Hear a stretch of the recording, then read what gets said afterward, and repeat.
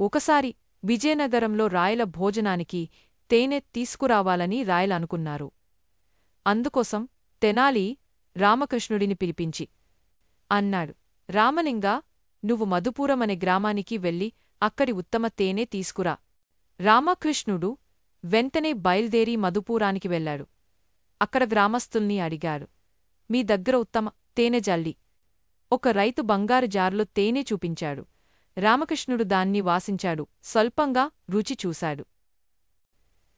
నిజంగా అద్భుతమైన తేనె. అతడు ఆ తేనెను తీసుకొని తిరిగి రాజమహలానికి వచ్చాడు.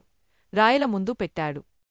రాయలు తేనె రుచి చూసి నవ్వుతూ అన్నాడు, రామలింగా, ఇది నిజంగా మధురం. ఈ తేనెను నీవు రుచి చూడలేదని నమ్మాలో చెప్పు.